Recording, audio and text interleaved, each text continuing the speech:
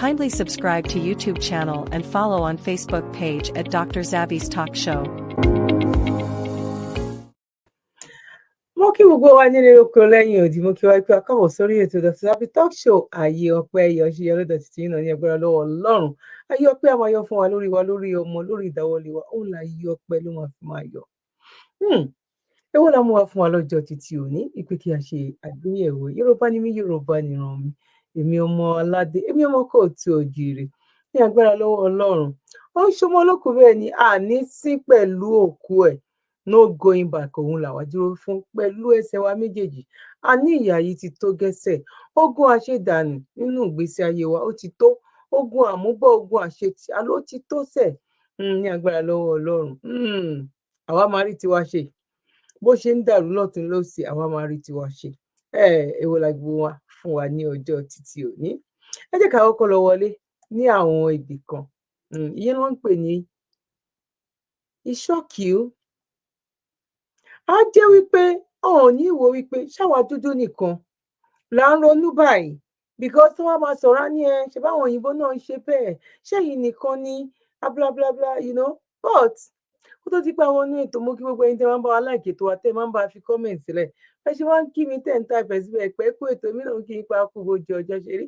God bless you my dear sister my dear mom my dear dad and brothers gbogbo ẹ̀ lólùfẹ́ mi mo kí nílé lóko lẹ́ẹ̀kan sí i mo kí yín gan ni o mo appreciate yín mo dẹ̀ mọ́ lóore torí a lè dá ṣe kò possible wípé ẹ wo àwọn èèyàn kan àwọn tí ẹ máa rí wípé ìlú òyìnbó náà máa ń ṣe ẹ jẹ́ ká gbọ́ nǹkan tó ṣẹlẹ̀ ṣe ti gbọ́ èyí tó ṣẹlẹ̀ wípé kò ń ṣe àwa nìkan ọpọlọ wa ò gbọ́dọ̀ jọ papọ̀ kó dọ̀bálẹ̀ sí ojú kan náà a rí gbogbo nǹkan tó ń ṣẹlẹ̀ but mind you ẹ má gbàgbé o àwa youth òde ìsìnyí náà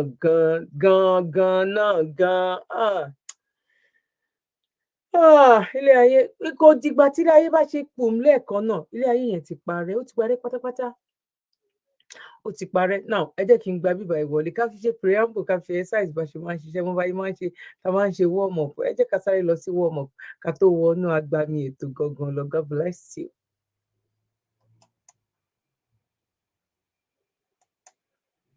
Not about age, but it's about character. So you have two choices. You have my husband, Joe, who you all know, who has integrity, he's strong, he's steady, he's a leader, he's smart, he's energetic, or you have chaos. And my husband's, and you're going to see how smart he is and the experience he has. I believe that Americans are going to choose good over evil. Okay, so Madam First Lady, respectfully, it's very bold of you to sit here and talk about good and evil given your husband has demonized half of the country and continues to do so while prosecuting his political opponent. Now, Joe has been in politics for 48 years, including his presidency. Wow. Yet you have nothing to show for. Otherwise, you would have spent your time here talking about his actual accomplishments instead of saying empty words. And finally, I agree. This election is not about age. It is about being able to walk without getting lost. It is about being able to find your way off a stage. It is about... It's not about the age, because age, gbogbo age àwọn people yẹn, you are just there. According to bó ṣe campaign fún bàbá wa Bọ́lá Ahmed Tinubu ó lọ́pọlọ ọpọlọ ẹ̀ báyìí ó ju tèèyàn 1000 lọ ìgbà tó ṣe ti Èkó that was then tó lè rìn láti Kétu lọ sí Òyìngbò láti Òyìngbò lọ sí Mushin understand but now àwọn tó ń ṣiṣẹ́ fún nígbà yẹn ó máa think ó máa á mú paper tí báyìí this is what I want this and this but now àwọn nǹkan tó máa yọ kúrò ń gbà yẹn táwọn ìgbìmọ̀ ẹ̀ máa yọ kúrò kò ní pọ̀ tó nǹkan tó fẹ́ ṣe ń sìn because you cannot move. ó lè kú kẹ́ lè mọ̀ wípé àwọn Africa nìkan kọ́ o Africa nìkan kọ́ ẹ jẹ́ ká continue. About being able to go up and down the stairs without falling. It is about being able to finish a sentence, all of which Joe is not able to do on a daily basis. I have seen it People out there have seen it. Even Whoopi has seen it. I wish you were honest about it. And most importantly, you have seen it. We all know Joe is not well. We all know he's not in control. And listen, I'm not a fan of his, but I would say you should be ashamed of yourself for putting him through this and letting his handlers abuse him like a puppet. Shame on you.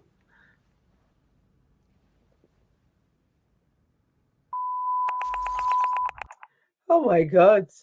Oh my God. Ọ̀rọ̀ lọmọ elétí ń jẹ.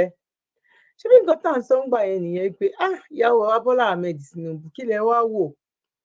Bàbá dẹ̀ sọ promise gbogbo ayé ń gbà yẹn pé àwọn ti rí táwọn bá débẹ̀ kò lè gbà wọn because àwọn mọ òun náà ni gbogbo ẹ̀ lórí báyìí o. At the end of the day, ẹ jẹ́ ká tiẹ̀ tẹ̀síwájú náà.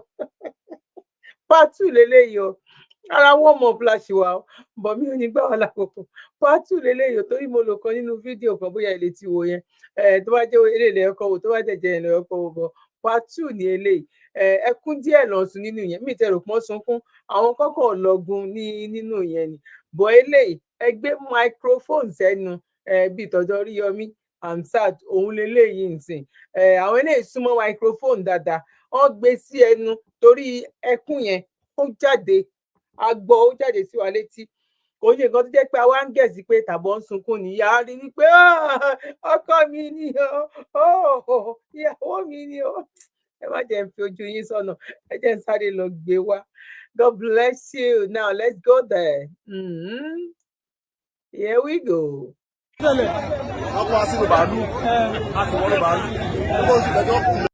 Mi ò lè rẹ́rìn.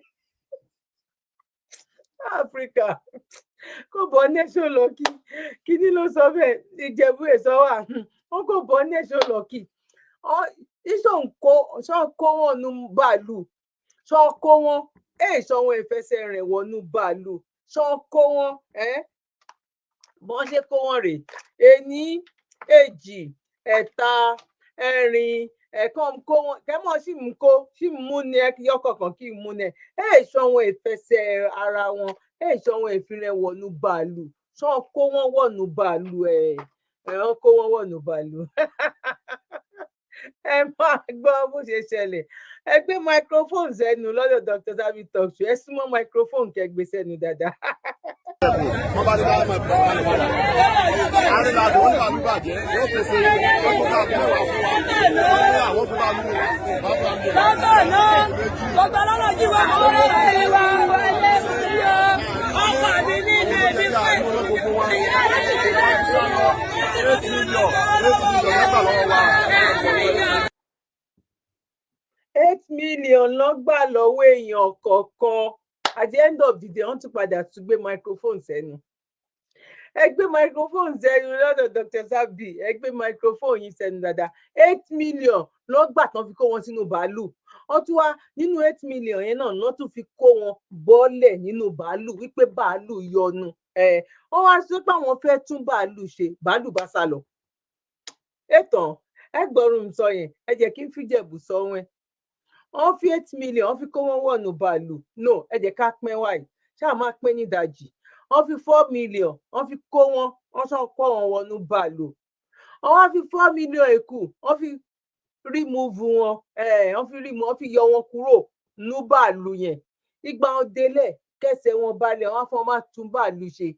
Bàálù bá gbé ó bá gbé fò ló bá bàálù wa sá lọ. Kẹ́bọ ní ẹ̀ṣẹ̀ lọ́kì. Àwọn nǹkan kan wà sẹ́ẹ̀ tó jẹ́ pé àlẹ́yìn tẹ bá ti wá ní ó ti wá tán báyìí àwọn ọmọ tẹ bí wọn máa kó ẹ̀kọ́ lára yín torí òní fẹ́ jẹ́ kílé ayé yín kílé ayé àwọn kó padà tún wá kórún jégéjégé bí gbárí kan porúkọ rẹ̀ bọ́lẹ́kàjà tàbí mòlù ẹ̀ ròrùn rí gálà bọ́ ẹ̀rùn táyà rẹ̀ ṣó máa rún jégéjégé èlé nàtúnṣe kankan òun rọrọ ọ̀rọ̀ wọn ti ràn bọ ọwọn ọmọ rẹ̀ wọn bí bọ́rọ̀ tí wọ́n ṣe ní dàbí tiwọn wáyé òun èkú bàdúpẹ́ náà dán lọ́rùn fọ ojú tí ń là àwọn ènìyàn ti lè sọ̀rọ̀ sókè àwọn ènìyàn ti ń sún wọn máikrófóònù náà wọ́n ti ń gbọ́rọ̀ wọn dáadáa. Oh my God, now. lẹ́yìn ní last batch ni lẹ́yìn ní last batch mélòó ni mo gbọ́ yín.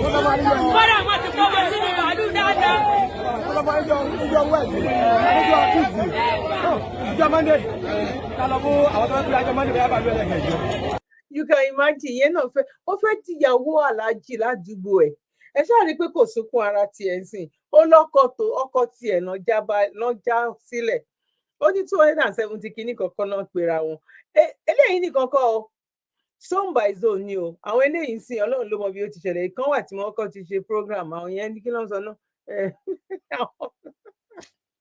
oh my god ẹ̀yin bíbù yìí kọlà sóhùn nìkan ẹ má bínú ẹ̀yin èèyàn dáadáa ẹ kọlà sí agbárí yín ó kọlà torí tí ò bá jẹ́ bẹ́ẹ̀ ń sìn ó yẹ kí ẹ̀yin pípù yìí kẹ́ ẹ mọ̀ wípé àwọn tó bá jẹ́ fún yín gan ó yẹ kẹ́yin gan níbẹ̀rù Ọlọ́run wípé kọ́lọ́run lè tẹ́wọ́ gbà tá a bá rí èèyàn 2000 tó ń ṣe rálì lórí ọ̀rọ̀ nǹkan tó ṣẹlẹ̀ pẹ̀lú ọ̀rọ̀ yìí wípé no owó yẹn ẹ wá fi tún nǹkan kan ṣe bọ́ kàkà yẹn mosque tó wà ní street ẹyọ kan lè nìkan wá kàkà yẹn náà owó Ọlọ́run ni ẹ wá fi kọ́ mosque kó pé 50 ní street ẹyọ kan náà àní ròònú sẹ mú yín bọ̀ mú ń gbé nǹkan kan bọ̀ tó bá ń kanlẹ̀kùn tó bá ń lọ báyìí mo mọ̀ pé kí gbogbo wa ká tó jáde láyé ojú wa rí ojú ẹ̀yin tẹ̀dẹ̀ sọ wípé ẹ ní darapọ̀ mọ́bi tí òtítọ́ ọ̀rọ̀ wà ojú yín ajá lójú ayé yín báyìí ni lójú èpè kọ́ o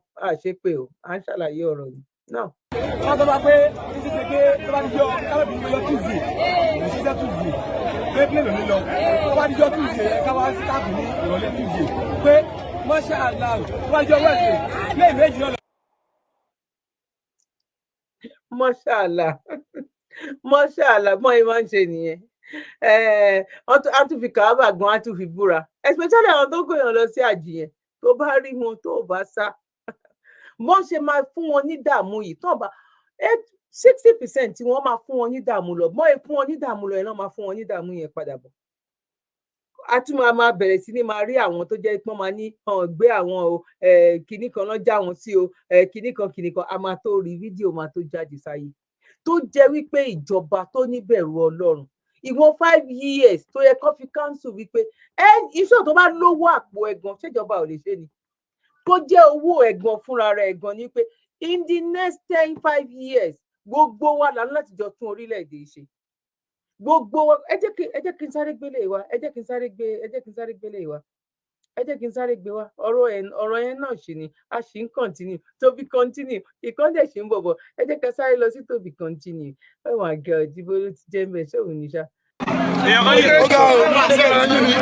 eléyìí tí mo fẹ́ gbé wá yìí kọ́ bọ̀ ẹ jẹ́ ká sáré bo eléyìí náà ẹ wo gbèsè tó ń jẹ ní ibi báyìí iye lè máa fi mọ̀ wípé a nígbò kóníkàlùkù ìdílé church Christian Muslim kó lọ máa yẹ ara wọn wò àwọn spirit kan wà tán lọ káàkiri tó jẹ́ pé ó ń bínú sí ọmọ kékeré àti àgbàlagbà ní Nàìjíríà ẹbọ Nàìjíríà burúkú ní ṣẹlẹ̀ sí èmi àti yín ẹ bá mi táìpù àmì síbẹ̀ yẹn ẹ wá wo nǹkan tó ṣẹlẹ̀ kẹ wá wo owó burúkú tó ti lọ because inú àwọn èèyàn kan ẹlẹ́dàwọ̀ èèyàn kan tán ní di 5,000 naira ní hospital tí ebi ń pa wọ́n nínú àwọn tó ń lọ ra màálù tó ń lọ ra kínní fámìlì wọn kan ń jẹyà ìwọ tó bá lágbára òun náà pé bọ especially àwa Yorùbá nǹkan tó bá lágbára kó là ń ṣe ojú kòkòrò kárí ni ìgbéraga àwa la wà ń bẹ àìníbẹ̀rù Ọlọ́run tá a sá sí abẹ́ wípé Ọlọ́run ní ká pẹran àfi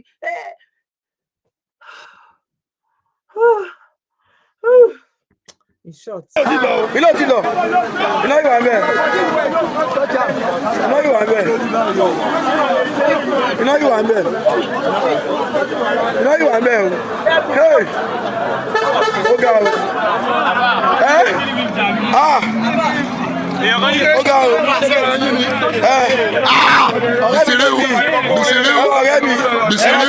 ọ̀rẹ́ mi wà nú ẹ̀.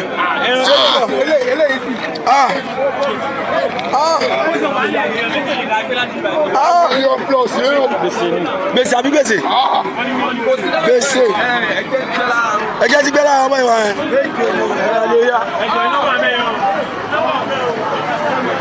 Who knows? Ta ló mọ̀? Wọ́n lọ rà ní gbogbo ọ̀nà Kánò yẹn náà ni. Wọ́n lè ti fi nǹkan kan sí wọn lára. By the time tó bá kó because àwọn people yẹn àwọn videos kan tí n bá dẹ̀ ń wo mo tètè máa ń gbé kúrò wípé why ẹ bá ń gbé pé ó wà raw ìkà àwọn people tí a lọ ń ra nǹkan ní ọwọ́ wọn yìí ni ìgbà wo lọmọ Yorùbá máa gbọ́n ìgbà wo ni nǹkan tó ń ṣẹlẹ̀ la fẹ́ fìlẹ̀ ìgbà wo gógó la lè help ara wa tíjọba bá tiẹ̀ ń ṣe wá ìgbà wo gógó la lè help ara wa nínú ọdún tá à ń sọ yìí ń sìn ẹlòmíì 1 million 1.5 ló máa ná fún iléyà yìí tó dẹ̀ jẹ́ pé most ó lọ ya ni ó fi ọrọ̀ ajé ẹ̀ ó fi kún ni ó fi ṣe kárí ní ojú ayé kọ́bẹ má ṣẹlẹ̀ tí ò dẹ̀ jẹ́ pé ọkàn ní kò sí compulsory ń bẹ̀ ìgbà wo la fẹ́ rọra wa lọ́wọ́ ẹlòmíì wà tó ra ẹran yìí ọmọ àbúrò ẹ̀ ò tí rówó school san ẹlòmíì nínú ẹni tó ra ẹran yìí lébò ẹ̀ ń kú ní hospital torí 5,000 ìgbà wo la fẹ́ gbọ́n àwọn tó fi máa ṣe kinní fáwọn aráàlú òyìnbó ẹ̀rọ ti di 500,000 báwọn aráàlú òyìnbó náà à ń bà wọ́n jẹ́ because tó bá ti dójú ẹ gbà ẹ lọ ra chicken ẹ ra ẹja ẹ ṣe nǹkan tó bá ká ẹ pé àwọn tó bá wà ládùúgbò that's all ẹ ṣe get together ní orí òyìnbó tó fi pé ẹgbàgbé bóyá ìṣẹ̀lẹ̀ pé Dúdú ló ṣe kinní kan Dúdú ló ní gbogbo ẹ̀bọ orí òyìnbó pé òyìnbó ò kí náwó anyhow iye lè máa fi wò ó fáwọn aráàlú òyìnbó mi wáyé pé glue gan mọ́ wọn lọ́wọ́ no because ó ti pẹ́ nílùú òyìnbó náà ti ń think gbà pẹ̀lú àwọn olórí pípé ó ti ń bá àwọn olórí pípé wà níbi iṣẹ́ ó ti ń bá wọn rìn ládùúgbò nǹkan ti ń dà wọ́n pọ̀ ó ti ń ronú bíi tiwọn. àwa ká kàn gbèsè owó ká bówó nú jẹ́ ká ṣe yàfòyàfò at the end of the day tí gbogbo ẹ bá lọ tán àwọn máa ránjọ́ máa fẹ́ fún ìjọba yìí náà ni lóòótọ́ la mọ̀ pé ìjọba ò dá ìjọba ò help wa but kí la fi help ara wa that is the question.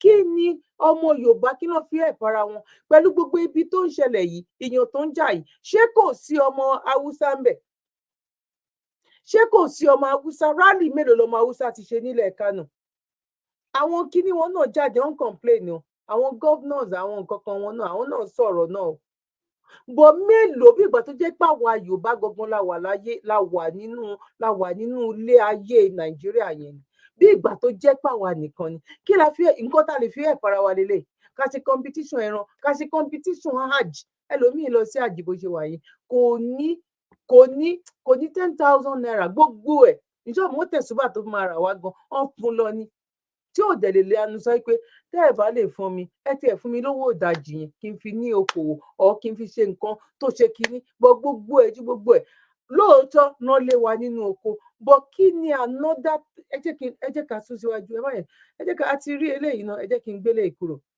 ẹ jẹ́ ká wo ẹ jẹ́ ká gbọ́ nǹkan mi ẹ jẹ́ ká sáré gbọ́ nǹkan mi fídíò kan wà níbí báyìí tí Nàìjíríà ò bá ṣọ́ra tọmọ Yorùbá bá ṣọ́ra at the end of the day kó má jẹ́ wípé nǹkan tó máa gbẹ̀yìn ìlú tó ń pè ní Nàìjíríà yìí kó má jẹ́ pé òun ló nǹkan tó máa gbẹ̀yìn ẹ̀ lélẹ̀. Headlines by collectively removing 330 in a bizarre turn of events amidst widespread hunger and economic woes in Nigeria. Because àlàyé yìí ò lè kúrò láéláé ó yìí jẹ́ nǹkan tó ń fáwọn èèyàn ní headache wípé oh my day oh my God ní ìlú tẹ́tí mí sókè mí sílẹ̀ eléyìí gan tó wípé kí tó nílùú òyìnbó wọ́n máa tátán sọ́rùn ìjọba yẹn ni òyìnbó atátán sí ọrùn ìjọba yẹn ni ẹ jẹ́ ká máa gbọ́ lọ. Found themselves inadvertently boosting Saudi Arabia's economy to the tune of 441 billion naira, all in the name of religious pilgrimage, equivalent to $330.8 million. Tinubu's loyal subjects, dubbed as peasants by critics, made headlines by collectively removing $330.8 million from the Nigerian economy to sponsor the 2024 Hajj pilgrimage, despite the grim reality that 90% of their compatriots struggle to put food on the table. Reports suggest that the hefty pilgrimage fee purportedly covers luxurious accommodations, opulent hotels, extravagant transportation, both land and air, and, ironically, feeding, a privilege seemingly reserved for those with deep pockets. However, the pilgrimage was marred by controversy, with pilgrims lamenting poor welfare conditions and lackluster treatment, despite forking out as much as 8 million naira each for the privilege. Tales of being served mere portions of pap and bean cake, alongside subpar accommodations in Saudi Arabia, fueled public outrage. Adding insult to injury, the Nigerian government's decision to subsidize the Hajj with a whopping 90 billion naira only added fuel to the fire, leaving citizens questioning the wisdom of such extravagant spending in the face of pressing domestic needs. Calculations reveal that with each pilgrim's Hajj, pegged at 6.8 million naira, totaling 51447 pilgrims, the expenditure soared to a jaw-dropping 349.8 billion naira. When factoring in Tinubu's generous 90 billion naira subsidy and additional 2.2 billion naira cash gifts and basic transport allowances from 10 state governors, the grand total reached the astronomical sum of 441 billion naira, or $330.8 million. As Nigerians grapple with the irony of pouring millions of dollars into another nation's economy, while their own struggles persist, one can only hope that divine intervention will spare them from the impending strike that threatens to further exacerbate the nation's woes.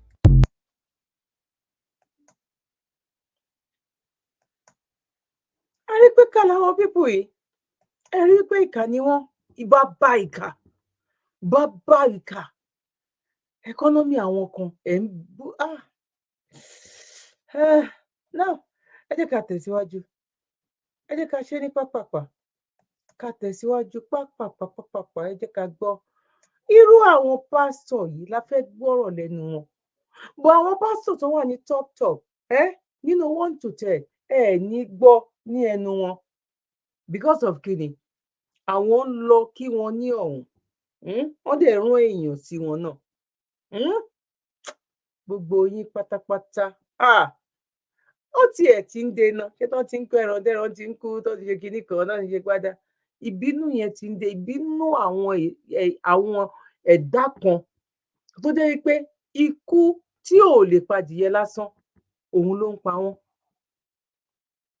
nígbà tó ń celebrate tó ń June 6 nínú UK níbí báyìí mo dẹ̀ ń sun ẹkún sínú ìyá mi bàbá mi ẹ̀gbọ́n mi àtàbí mo dẹ̀ ń sun ẹkún sí inú wípé fún àwọn wọ́ọ̀rẹ́ ọ̀hún àwọn tó ti jà fún wọn àwọn tó jẹ́ kéṣẹ̀ wọn kó president America ó pàdé president France náà wà ń bẹ̀ king ti UK náà ó wà ń bẹ̀ ìyàwó ẹ̀ náà wà ń bẹ̀ tó ń celebrate tó ní kí God kó bless soul wọn ó ń ṣe àdúrà fún àwọn òkú wọn fún àwọn tó lọ roko fún wọn tó fi rí ọ̀nà lọ bọ̀ àwa tí a lọ gba ẹ̀sìn káwa ṣépè fún àwọn ìran tiwa ni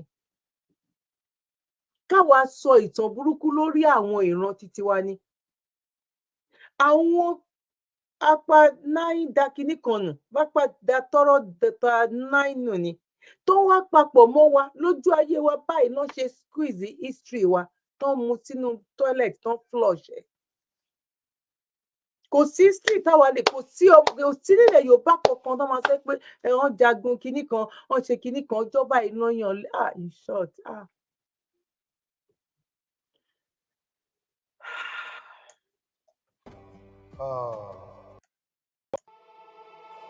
Prayer is good. Fasting is good. Church services are good. Fellowships are wonderful. But when you are done with all that, go and look for what to do.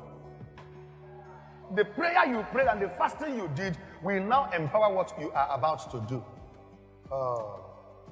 When people are idle and they pray only prayers, the Bible calls them foolish people. It amounts to foolishness. Listen, do not be deceived. God cannot be mocked. Whatever a man sows, he will reap. If you fast too much and pray too much, you become very spiritual, but hunger can kill you. You must play your role. You must do your part. It's like a graduate who said, I don't have a job in Nigeria. We need to bring you out and give you thorough beating. Graduates should not look for a job in Nigeria. This is underdeveloped country. Help in the development by learning a skill. Stop looking for job. Become the job. Our problem is pride, unnecessary arrogance, and laziness.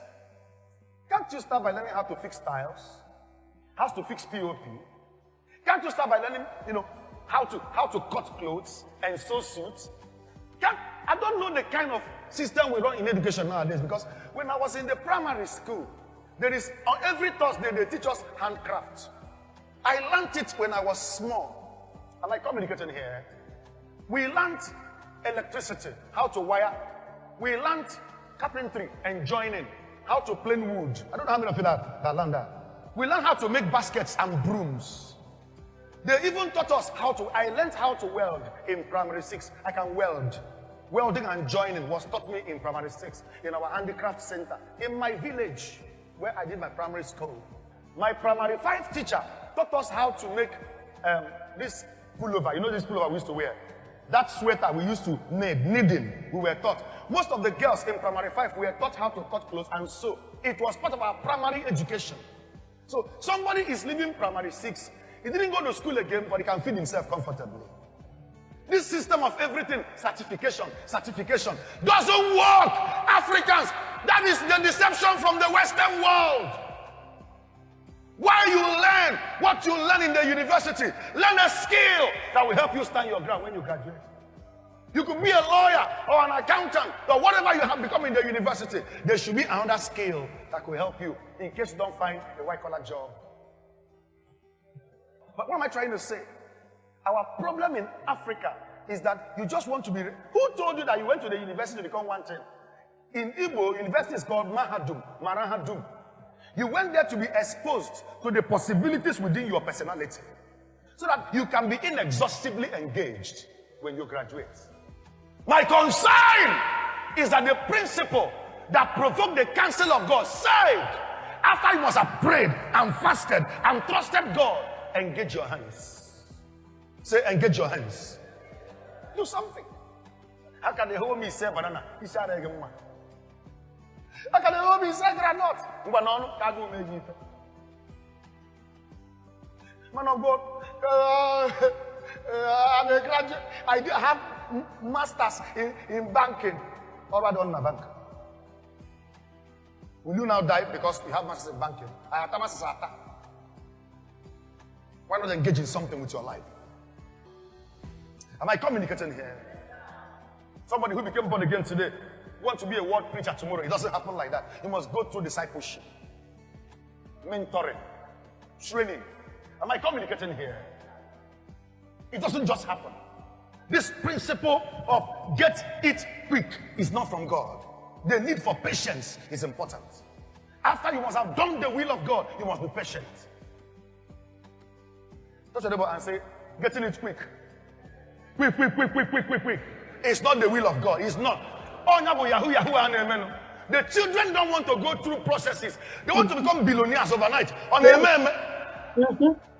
Any wealth you got by evil way will disappear in the afternoon of your life. But he that increaseth by labor shall be established. Ego Juloi na lasts. Am I communicating in this house? I'm in a hurry. My mates are blinding cars. Take your time. That is why you carry your car to a vulcanizer. He will destroy the vehicle. Because he didn't take time to sit down and learn under tutelage until he was made free.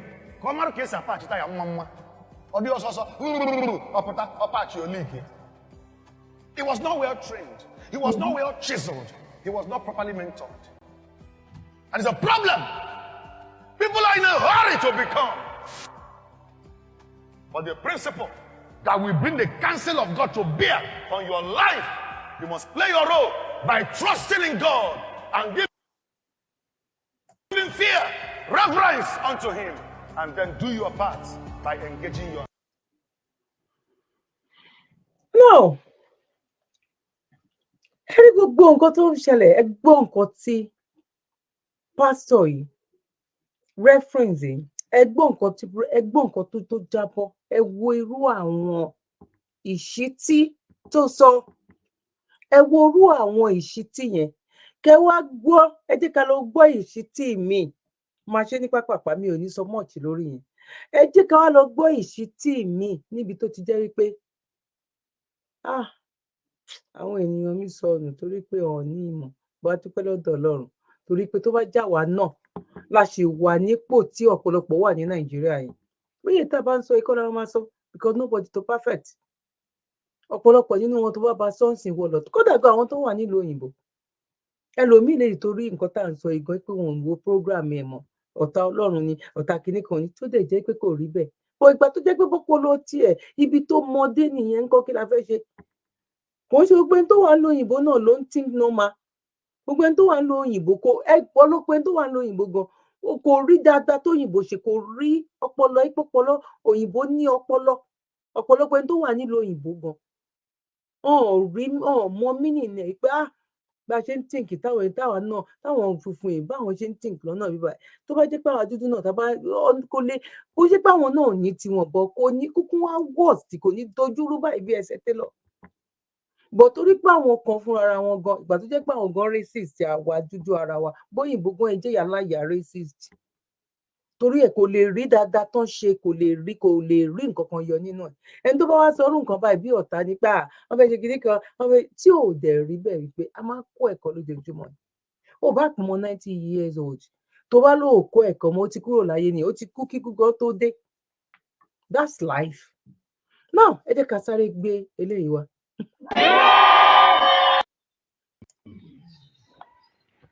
Fóònù tó wà lọ́wọ́ rẹ yẹn,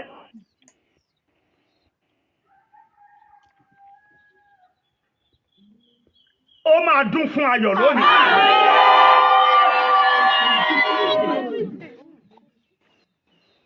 Fóònù tó dì lọ́wọ́ mú yìí, rìbà kádìlíbò zonda níbà yábà, aláàánú tó ti gbàgbé rẹ ti pẹ́.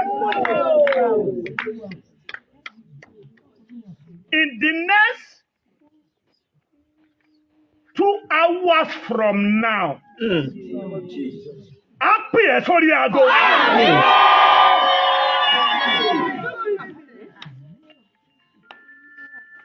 In the next 2 hours from now, aláàánú tá jẹ́ kí ìran ògo. Ẹ wo ẹni tó ń ṣe prayer o. Just look at him. Look at him from head to toe. Because ìwọ tó fẹ́ ṣerú prayer yẹn, ó yẹ kí ìdánilójú kan wà wípé ìwọ gan pàápàá gan Ọlọ́run gan ti gbọ́ prayer ẹ. At the end of the day, ẹ gbọ́ kéèsì yẹn ni gbogbo fóònù tó wà lọ́wọ́ yẹn ó padà kó lọ o. Ó jí fóònù yẹn kó lọ, fóònù àwọn èèyàn ìyá àwọn ọmọ ọlọ́mọ tán wá sí church. Ó dà pọ́n ló wá láti ibì kan sí ibì kan ni. Ibi tí ọpọlọ wà nǹkan tó ń sọ fún wa nìyẹn. You can imagine. Kí ni pásítọ̀ àkọ́kọ́ tí kọ́kọ́ sọ? Ṣiṣẹ́, gbàdúrà, súnmọ́ Ọlọ́run, bọ̀ ṣiṣẹ́, múṣẹ́ ẹ lókùnkúndùn. Òyìnbó mú iṣẹ́ ẹ̀ ní, òyìnbó jẹ́ kí iṣẹ́ ẹ̀ jẹ́ Ọlọ́run fún òun. Ó mú ní priority. Ibo náà ti ń ṣe mọ́tò, ibi tó bá ti ń ṣe mọ́tò tó ti ń ṣiṣẹ́ nílùú òyìnbó, tàbí ẹ̀yin tẹ máa ń lọ sójú ogun, tàbí ẹ̀yin tẹ wà ní surgery, ibi tán ti ń ṣe tẹ máa wà ní tíátà, tàbí ẹ̀yin tó jẹ́ wípé one way or the other, mélòó ló ní kẹ́ gbàdúrà kẹ́ tó carry operation kan? Mélòó ló ní kẹ́ jẹ́ kẹ́ lọ fún silent prayer kó tó di wípé àwọn tán lọ sí mù? Mélòó ló ń ṣòwò pé prayer òun ló gbé wọn o? Prayer ló fi dictate ilé ayé tó tún ti wà nínú mù nísìnyí o, tàbí abẹ́ ilẹ̀ tán tún fẹ́ máa jẹ́, wọ́n tún fẹ́ lọ extend ilé ayé sábẹ́ ilẹ̀. Ibo náà ti sọ fún wa pé prayer ló jẹ́ kán dictate ibẹ̀. Ibo náà ti sọ fún wa pé prayer ló jẹ́ kán ṣe àṣeyọrí. Àwọn èèyàn mi sọnù tàbí àwọn èèyàn mi ṣe kinní kan torí pé wọn ní ìmọ̀. Mo á dúpẹ́ lọ́dọ̀ Ọlọ́run wípé by the time ọmọ táwa ń bí àtọmọ táwọn yẹn máa bí, a ní gbogbo nǹkan ti ṣẹlẹ̀ sí òyìnbó rí. Òyìnbó ti ṣẹlẹ̀ sí wọn rí. Ìgbà tiwa náà ló dé yìí, but díẹ̀ one way or the other, tí everybody bẹ̀rẹ̀ sí ní à ń lọ́gùn ìyìn rere lélẹ́yìí. Gbágá a ti sùn jù ẹ jí níbi tá a sùn sí gbágá wọ́n ti kùn wá lóorun ẹ jí dìde níbi tí a sùn sí iṣẹ́ ìyìn rere òun ni nǹkan tí everybody ń ṣe yìí wípé ọ̀nà tí àwa fi mú nǹkan tán gbé wá fún wa yẹn wọ́n fi wá bà ti ayé ọ̀tá wa jẹ́ ní finally but a mọ̀ wípé àwọn kan a ti ń jí níbi tá a ti sùn tí a ti ń fa nǹkan sí ẹnu báyìí now. ọ̀rẹ́ ó di mímọ̀ láyé tó o bá rí àmì ṣe ó máa pè ọ́. ìyẹn ló fi ń kó wọn jẹ tó bá rí àmì ṣe tó o bá ti rí àmì ṣe kó pariwo kó dàbí pé ẹ̀jẹ̀ ríru yẹn fẹ́ di dọ́bù ọ̀hún lè pè ìwọ ò sí lára àwọn tó máa pè. ẹ jẹ́ ká túbọ̀ sọ́dọ̀ ọmọ olóríire ọmọ alálùbáríkà ẹ jẹ́ ká sáré lọ gbọ́ àwọn nǹkan tó sọ ok ẹ jẹ́ ká kọ́kọ́ lọ síbí báyìí because at the end of the day kó má jẹ́ pé bí nàìjíríà bóyá máa padà bọ̀ wá dà lélẹ̀. sórí bí wọ́n ṣe ń lo láì fún wọn ọlọ́run ọba kó ṣàánú wa orí nǹkan kò síbi tí ìṣe ò sí sórí nǹkan pé wọ́n ti bẹ̀rẹ̀ àjò wọn alẹ́ mi sọ fún ọ pé kọ́ńtì tó bá ti dé tí wọ́n ti ń ṣe ọ̀kadà tàbí tí wọ́n ti ń ṣe kẹ̀kẹ́ márúwá kódà nàìjíríà bẹ́ta rẹ̀ ìwọ náà wo life ìwọ tó bá gbọ́ Madagascar tó ló fẹ́ lọ hustle wo òfojọ́ kejì ọjà. bó dẹ̀ ṣe wà yẹn ọmọ nàìjíríà máa wà ń bẹ̀ kò síbi tí ọmọ nàìjíríà ò dé gbogbo àwọn tó ń ṣe fọwọ́ náà tó máa ń to visa nǹkan kan yẹn ẹni tí ò mọ̀ ó tí ó sọ wípé ìlú òyìnbó ló ń lọ ni ọmọ nàìjíríà máa wà ní ibẹ̀ ọmọ nàìjíríà máa wà níbẹ̀ níbi tó ti ń sàsálà fún ẹ̀mí ẹ̀ owó tó fi débẹ̀ owó fámílì owó ilé owó ọ̀nà owó wọn lọ gbàjọ́ lọ gba gbogbo ẹ̀ ni òun ló fi dé ibẹ̀ yẹn. ìlú mọ̀mọ́ dára rẹ̀ láàmú òun nìwọ náà wò láìfi kọ́lọ̀ ọba kó ṣàánú wa tí wọn náà ti rí nǹkan kápítà sí tiwọn lórí bí eléyìí o ṣé nàìjíríà gan ò bẹ́tà bíbà ó bẹ́tà ń sìn tí nàìjíríà bá lọ bó ṣe ń lọ ibi ìbàyí gan á bẹ́tà nàìjíríà.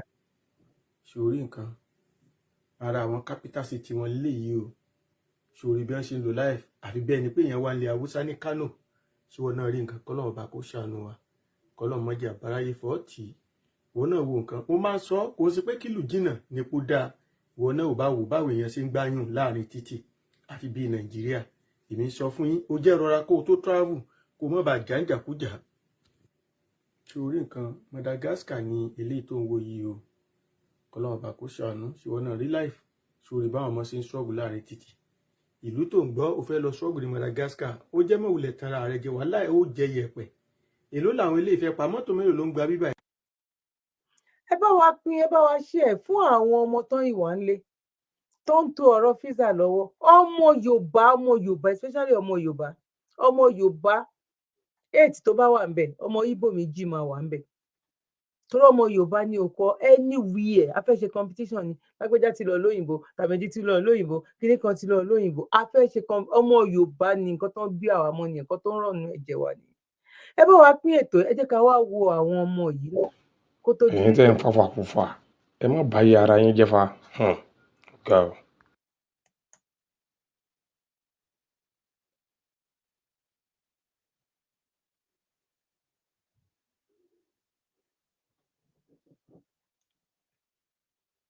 ẹ̀yin náà ẹ wò ó kẹ́yìn ó mu fún ara rẹ̀ ra ìrakúra kó sì mu ìmúkùmù káyọ̀rọ̀ sí bàjẹ́ báyìí ẹ̀rù wọn sì dúró kalẹ̀ say no to drugs ẹ̀yin tẹ́ ń fàfàkùfà ẹ má bá yí ara yín jẹ́ fa ga o.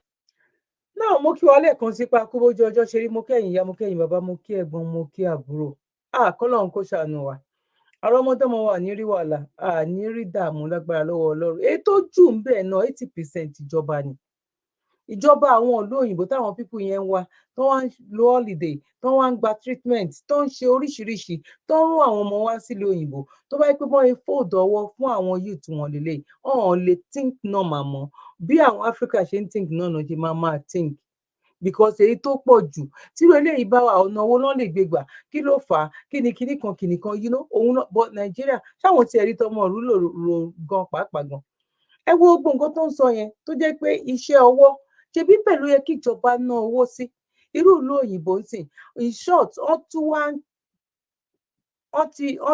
ti ń ṣe campaign yẹn ń sìn ó ti ń lọ, ó ti ń náwó sí wípé yunifásitì ó ń jẹ́ kó máa yé àwọn ọmọ ń sìn pé yunifásitì gan pé ó jẹ́ bí wasting of time ni o, ó máa lọ kàwé ní yunifásitì ni o, ó bẹ́tà kó lọ kọ́ṣẹ́, wọ́n ti máa sanwó fún ẹ, ó dẹ̀ máa lọ sí school, but school tó máa lọ kò lè tó ibi iṣẹ́.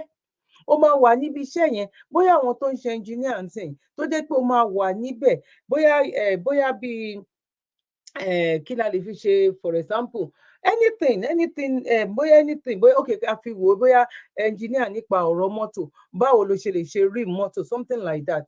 Ó dẹ̀ fẹ́ lọ kọ́ ní school, báwo èèyàn kan lọ sí university ẹ̀, ó lè jẹ́ pé gbogbo èyí tó máa lò nínú 5 years yẹn 1 year péré ló máa fi lọ sí university ńbẹ̀, ó lè jẹ́ ẹ̀kan ṣo láàárín ọ̀sẹ̀ ló máa ní uni. Kò yé yín sìn, èyí tó kù ó máa fi wà ní gáràjì tó máa fi máa kọ́ṣẹ́ ni, tó máa jẹ́ pé ó máa kọ báyìí, òun ló ń ṣẹlẹ̀ béèrè lọ́wọ́ àwọn tó wà nínú UK yìí ni mò ń sọ o. Ó ń campaign yẹn fún àwọn ọmọ and it's true, tó bá dẹ̀ lọ síbi ìkọ́ṣẹ́ yẹn wọ́n tún máa sanwó fún o. Ọmọ àbúrò mi ń ṣe lọ́wọ́lọ́wọ́ bí mo yín ń sọ̀rọ̀ yìí, ó tẹ̀ tí wọ́n wà ní bóyá bíi 3rd year ló wà lọ́wọ́lọ́wọ́ tó ń sọ̀rọ̀. Ká tó rí bí ọdún kan sìn, nǹkan tóun mọ̀, ìwọ tó lọ sí yunifásitì o ò tí ì mọ̀, òun gan ti di ọ̀gá iṣẹ́. By the time tóun bá máa wá parí, oyè tó máa offer ẹ̀ ó máa yàtọ̀ sí ìwọ tó ṣẹ̀ṣẹ̀ kúrò ní yunifásitì tó kàn gbé ìwé sórí tó ò tí ì ṣe practical. Ìwọ tó gbé torí ó wọ ibo, ṣe báwọn náwó sí ni, ṣe báwọn fẹ́ ìlọsíwájú ni, ṣe báwọn ń wo future, báwo ni gbogbo àwọn táwọn bá ṣe irú nǹkan bẹ́ẹ̀ yẹn fún million tó bá máa di in the next 10 years, báwo nǹkan kí ló lè contribute sínú economy, kí ló lè contribute sínú society. Òun làwọn ń ronú ẹ̀ tó máa fi wá ná owó. Ìjọba náà help àwọn ilé iṣẹ́ tí àwọn ẹni yẹn tó fi lọ ń kọ́ iṣẹ́ yẹn. Owó tó máa san fún wọn yẹn, gbogbo ẹ̀ náà ni bọ̀ èwo níjọba títí wá ṣe nílùú Áfíríkà. Ní Áfíríkà ní gbogbo continent, gbogbo everything Áfíríkà, òun là ń sọ. Ibo la ti rírú ẹ̀, yẹn la fi máa mọ̀ wípé bọ́ tó ti ó máa ìyàtọ̀ máa wà, bọ́ ìgbà wo ló máa jẹ́ àmọ́, àsìkò owó ni nobody knows, bọ́ àwọn èèyàn ti ń jí dìde ń sìn. Mo kí wa lẹ́ẹ̀kan sípa bójú ọjọ́ ṣe rí, ẹ̀yin ìyá mi, Yorùbá mi, ẹ̀yin ẹ̀gbọ́n àti àbúrò, ẹ bá wa pín ètò yìí, ẹ bá wa fi kọ́mẹ̀ntì tí yín sílẹ̀, ẹ bá wa like ẹ̀. Ẹ̀yin tó wá jẹ́ nígbà àkọ́kọ́, mo kí yín pé bójú ọjọ́ ṣe rí, Yorùbá ni mí, Yorùbá ni ìran mi, no going back ni, bọ̀bá máa ṣe wá ṣe ó yé Ọlọ́run ju àwa lọ. Ìgbà wo ni Ọlọ́run mọ̀? Àwa àgbọn tó Ọlọ́run. Bọ́ mo mọ̀ wípé gbogbo àwọn nǹkan tí a ti rí kọsẹ̀ nínú ẹ̀ tẹ́lẹ̀tẹ́lẹ̀ kò tún ní gbé wa ṣubú lẹ́lẹ́ẹ̀kejì. Ọgbọ́n ló gbà o, ẹsẹ̀ wa ò yẹ̀, ẹsẹ̀ wa gan omi, ọgbọ́n ló gbà. Lágbára lọ́wọ́ Ọlọ́run, hàn ní fi wá ṣàwátì tàwa máa fi délẹ̀ lérí. Ẹ̀yin tẹ́ bá fẹ́ bá wa dá sí ọ̀rọ̀ charity wa, account number òun ló ń lọ ní ọwọ́ ìsàlẹ̀ yẹn. Ẹ̀yin tó bá dẹ̀ jẹ́ wípé bóyá ẹ fẹ́ get in touch pẹ̀lú mi, nọ́mbà mi ẹ jẹ́ kí n gbé jáde. Mi tiẹ̀ mọ̀ gan, ṣé mo tiẹ̀ ṣèpolówó nínú àwọn nǹkan tá a ṣe nínú kinní ìṣá. WhatsApp nọ́mbà mi nìyẹn. Time yẹn ti lọ, a jẹ́ pé tí mi ò rántí wọn. A jẹ́ pé tí a bá ti ṣèpolówó, a máa ṣèpolówó nínú program mi nìyẹn. Ẹ ṣé gan ni. Mo dúpẹ́ lọ́wọ́ ẹ̀yin tẹ́ ti bá wa pín, mo dúpẹ́ lọ́wọ́ ẹ̀yin tẹ́ ti fi comment, tẹ́ ti like ẹ̀ sílẹ̀. Ọlọ́run oníṣẹ́ yìí náà lẹ́yìn nìkan. God bless you, one love. Ní agbára lọ́wọ́ Ọlọ́run, ojú òní tì wá. Ẹ̀yin ni máa rí, èmi náà lẹ máa rí. Ní fira wa ṣàwátì bó ṣe lè hùn kó mọ. Ẹ̀mí wa gùn, kò wá ní gùngùn ìyà, kò ní gùngùn ìbànújẹ́. Ó gbé ìta fojú ọwọ́ ṣe, ní fẹ̀yìn ọwọ́ dànù. Ní agbára lọ́wọ́ Elédùmarè. God bless you, one love again. Bye for You're now. welcome. Kindly subscribe to YouTube channel and follow on Facebook page at Dr. Zabby's Talk Show.